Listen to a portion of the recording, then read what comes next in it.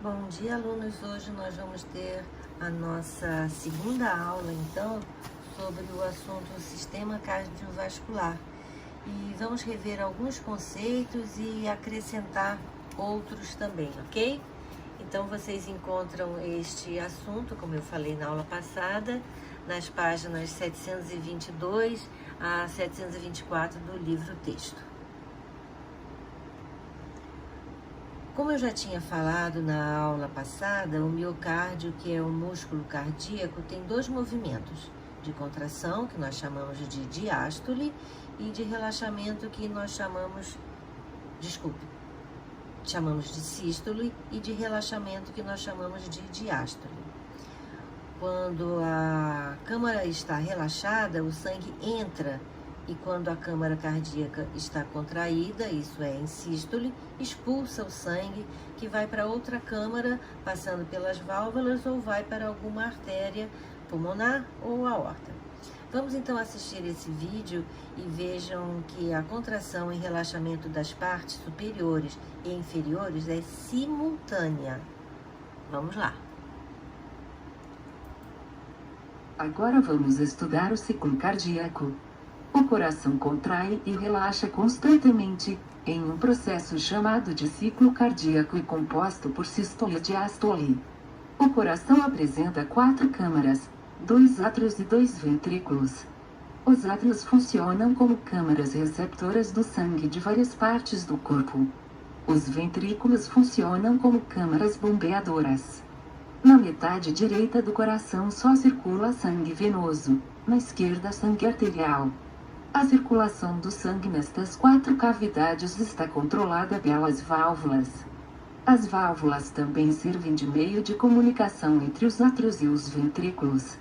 A função do átrio e do ventrículo direitos é arrastar o sangue para os pulmões, onde se liberta o dióxido de carbono e se fornece de oxigênio. Por outro lado, o átrio e o ventrículo esquerdos têm o trabalho de arrastar o sangue enriquecido de oxigênio para todas as partes do corpo. Eu adorei esse vídeo, achei muito legal. Agora vamos ver o que acontece quando auscultamos o nosso coração. Isso mesmo, auscultar significa ouvir os barulhos, os batimentos cardíacos. Nós ouvimos 2 sons. Tum, que é um som mais grave e é causado pelo fechamento das válvulas atrioventricular, isto é, a tricúspide do lado direito e a mitral do lado esquerdo.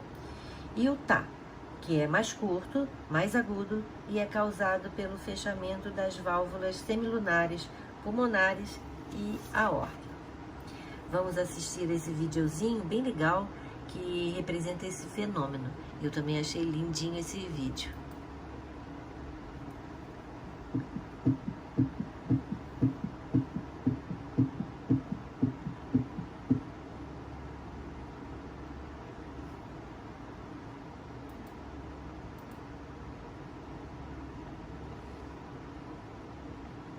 Ai, gente, o que está acontecendo aqui? Ele emperrou.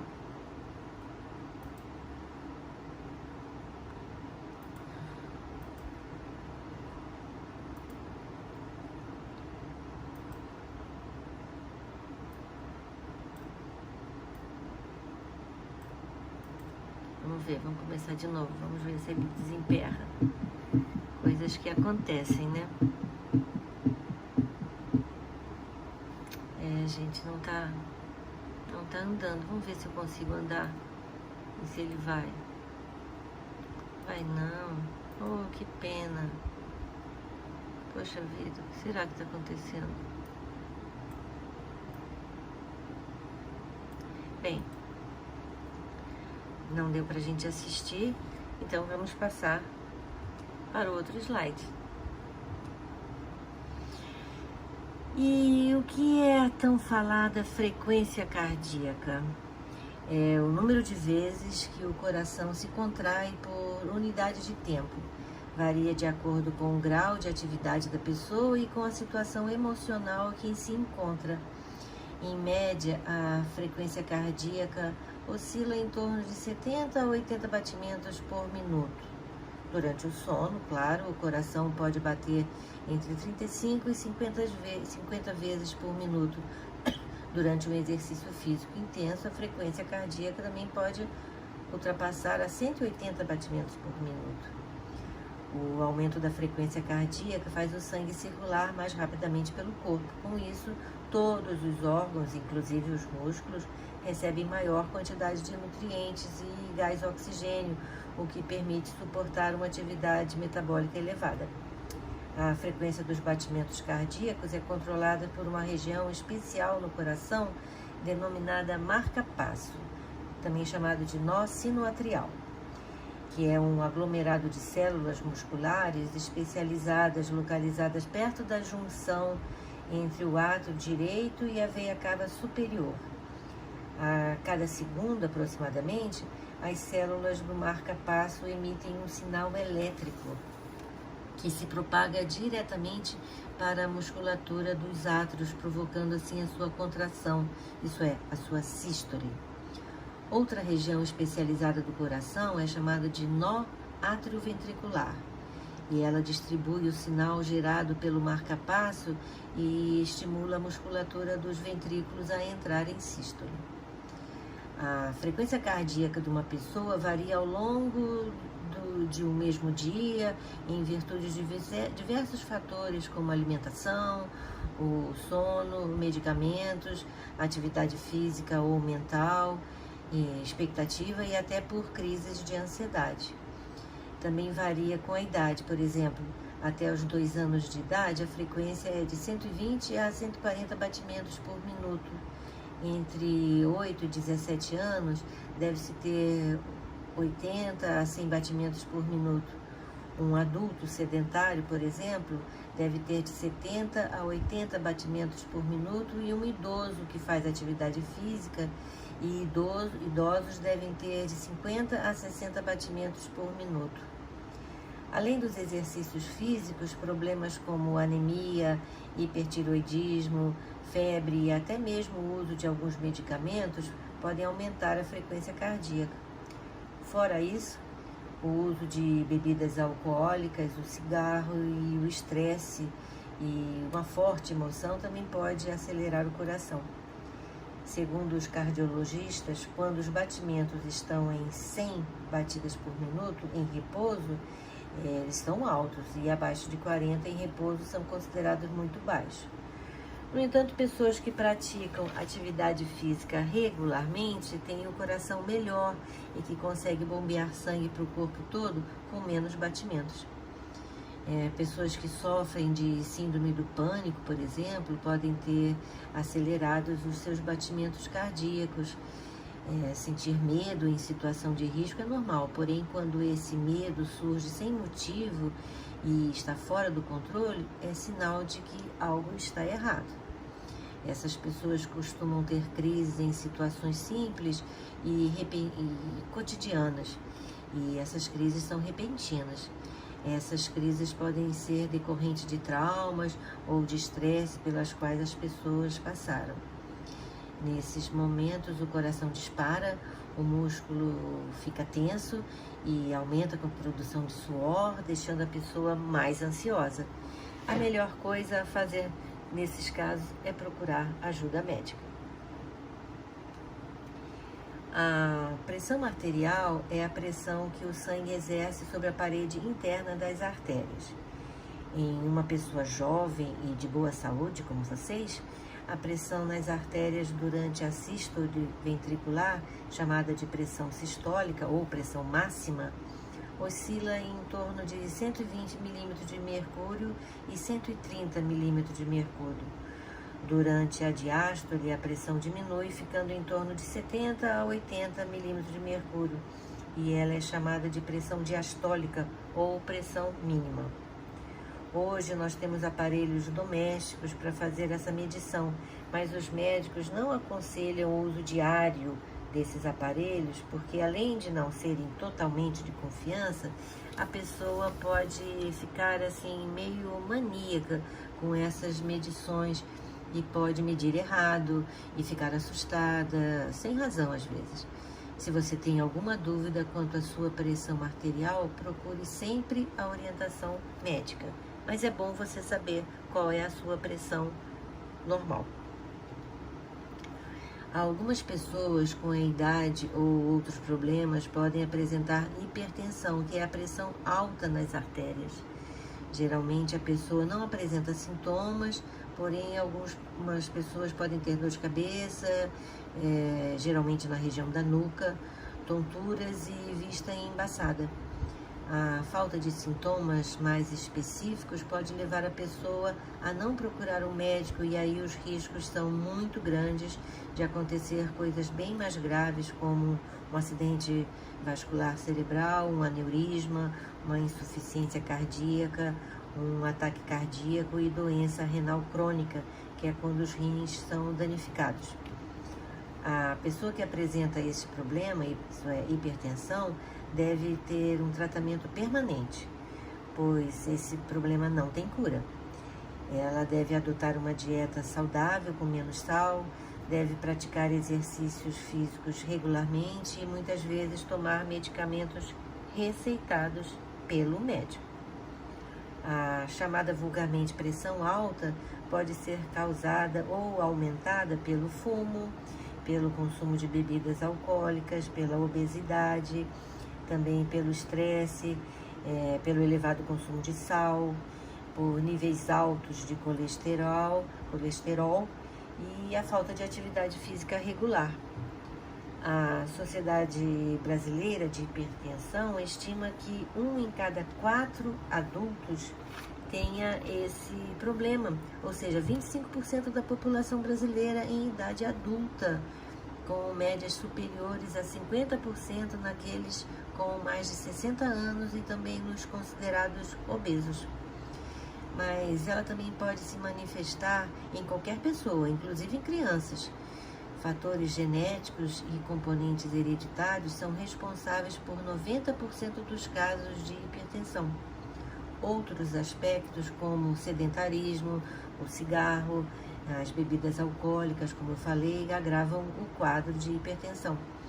Além disso, com o passar dos anos, nossas veias e artérias envelhecem, perdendo assim a elasticidade e sua capacidade de dilatação, o que facilita o aumento dos casos de pessoas da terceira idade. A demora no diagnóstico e no tratamento colaboram para o aumento dos danos nas veias e nas artérias, que podem entupir ou se romper, provocando até a morte da pessoa. Então, sobre qualquer sintoma, procure logo um médico, ok? Um dos sérios problemas que podem decorrer da pressão arterial é o aneurisma, que é uma área inchada e enfraquecida de uma artéria. Costumam acontecer no cérebro, na parte de trás do joelho, no intestino ou também no baço. Pode causar hemorragia interna, acidente vascular cerebral, que é o AVC, e em algumas situações pode até ser fatal.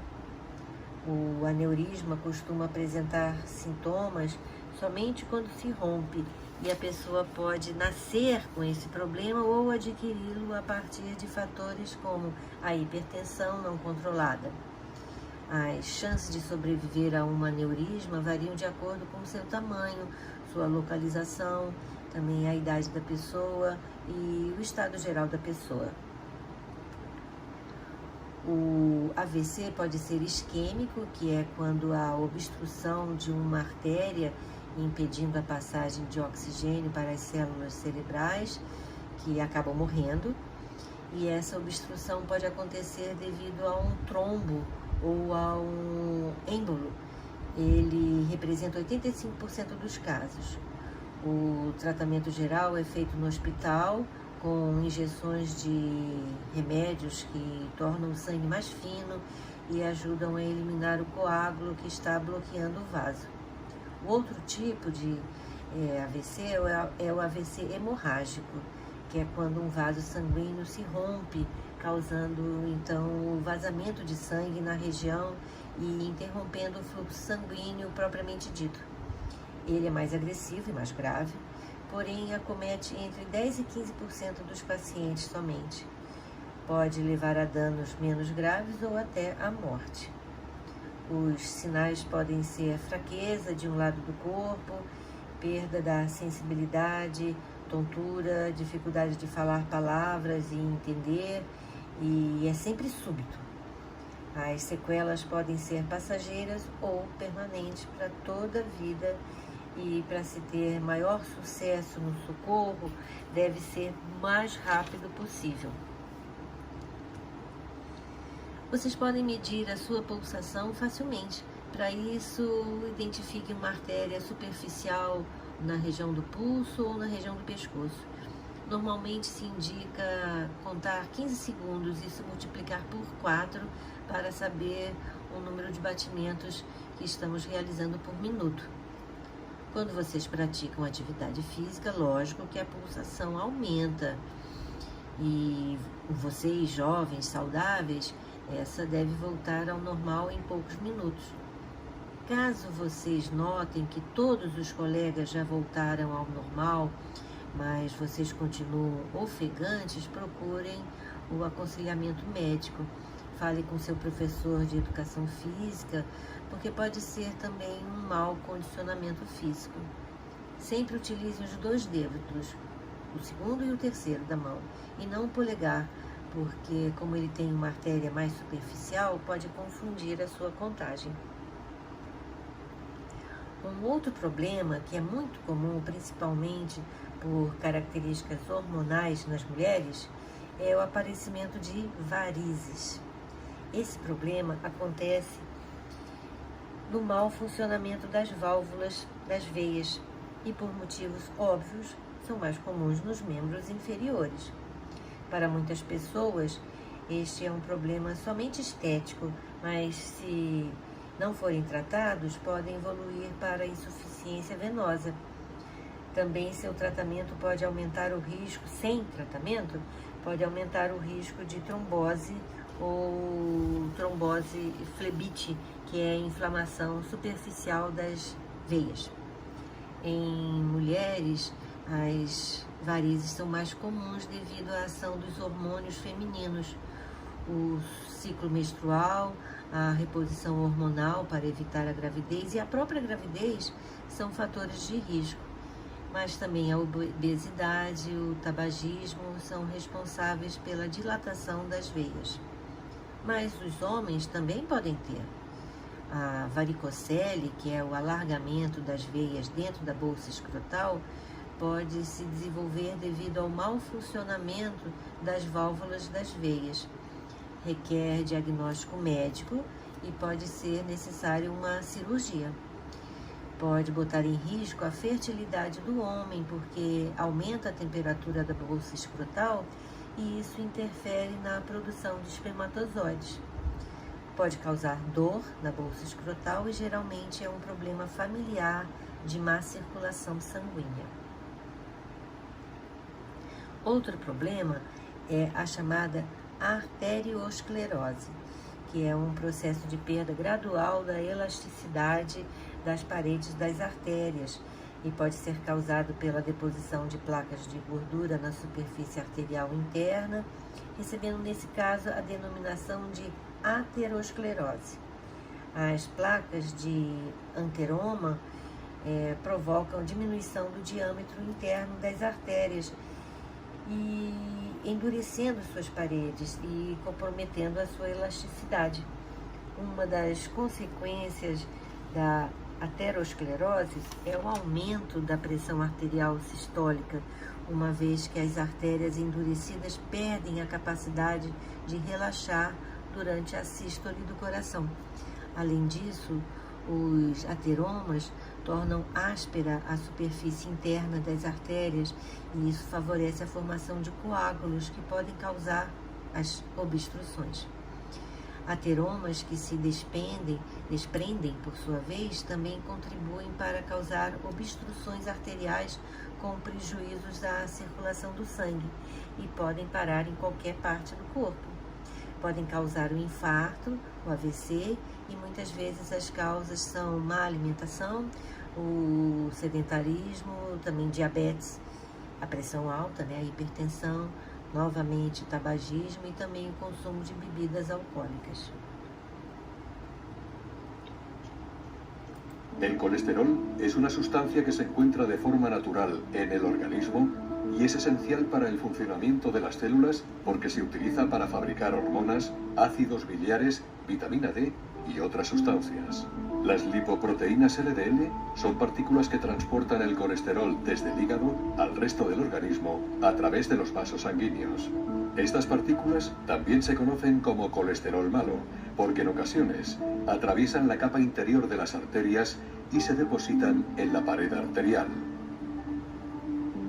Como respuesta, el sistema inmune activa los macrófagos, células que tienen la función de eliminar el colesterol malo. Cuando hay mucha cantidad acumulada de macrófagos, forman células espumosas cargadas de lípidos.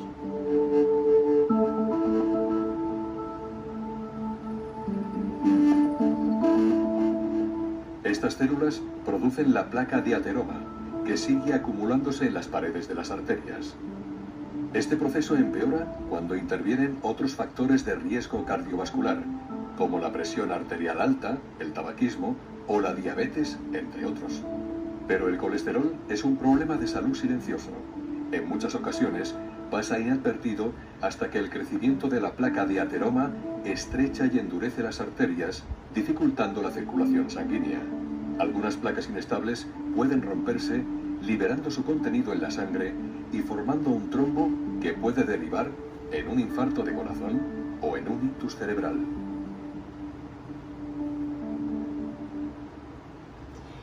Essa aula está com vídeos maravilhosos, né, gente?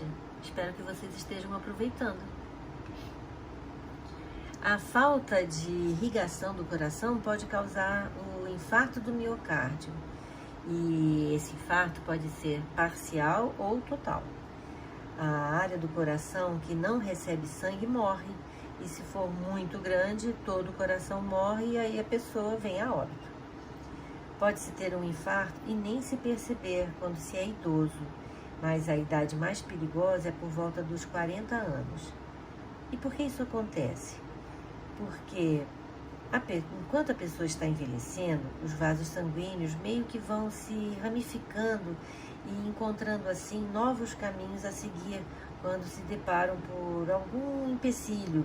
E isso ainda não acontece numa pessoa mais jovem com o mesmo problema. Por isso o tratamento depende da gravidade do caso. Novamente, a obesidade, o tabagismo, o sedentarismo, a hipertensão e o diabetes são fatores de risco para o infarto. Mas o componente familiar também é muito importante. Casos de infarto na família se apresentam como um alerta e o médico sempre deve ser consultado. O tratamento nesses casos, como eu falei, varia de acordo com a gravidade do caso.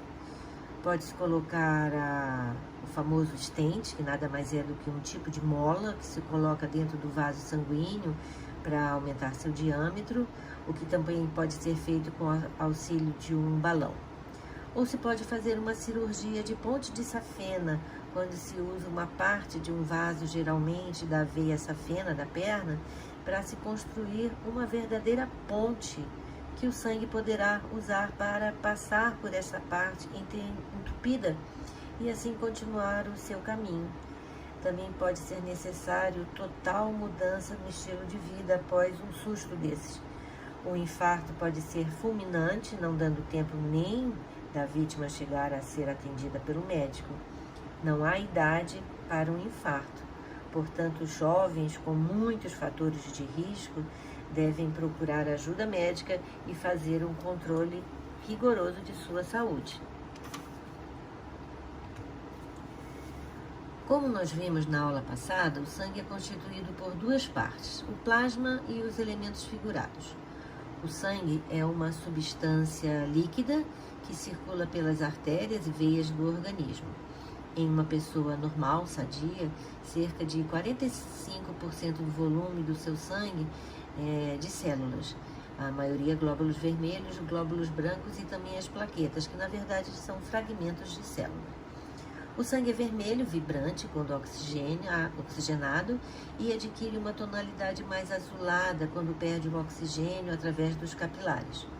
Os glóbulos vermelhos são corpúsculos vermelhos do sangue.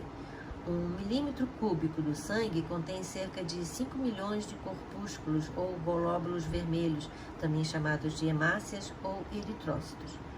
Os glóbulos vermelhos contêm hemoglobina, que é constituída por um pigmento vermelho chamado heme, que dá a cor vermelha característica do sangue e cuja função é transportar o oxigênio. As plaquetas são pequenas massas protoplasmáticas anucleadas que aderem à superfície interna dos vasos sanguíneos no lugar de uma lesão e fecham o defeito na parede vascular. Nós temos cerca de 200.000 a 300.000 plaquetas denominadas trombócitos no sangue. Os glóbulos brancos, então, estão em 5.000 a 10.000 e recebem o nome de leucócitos, 5.000 a 10.000 por milímetro cúbico. São de vários tipos. Por exemplo, nós temos os neutrófilos, os eosinófilos, os linfócitos e os monócitos. No interior dos ossos, há cavidades preenchidas por um tecido macio, a medula óssea vermelha, onde são produzidas as células do sangue. Quando o sangue é retirado do corpo e colocado em um tubo de ensaio, como aqui do lado, ele coagula, exceto quando a luz do tubo tenha sido revestida por um anticoagulante, como a heparina. O sangue com anticoagulante centrifugado sedimenta-se em várias camadas. A camada inferior, mais densa, células, são as hemácias e constituem cerca de 45% do volume sanguíneo. Essa percentagem do volume dos eritrócitos é chamado de hematócrito. A camada intermediária superior é chamada papa leucocitária e representa a camada de sedimentação dos leucócitos. Sobre os leucócitos repousa uma delgada camada de plaquetas não visíveis a olho nu. A fração sobrenadante, transparente, acima das hemácias sedimentadas é o plasma. Embora o hematócrito seja toda a parte celular do sangue não coagulado, no ponto de vista prático, pode-se caracterizar o hematócrito como quantidade de hemácias presente no sangue. O plasma é um veículo para o transporte de moléculas diversas. Entre as proteínas do plasma podem ser citadas a albumina, que representa fundamental papel na manutenção da pressão osmótica do sangue. Diversas substâncias que não são insolúveis ou pouco solúveis em água podem ser transportadas pelo plasma devido ao fato de se combinarem com a albumina.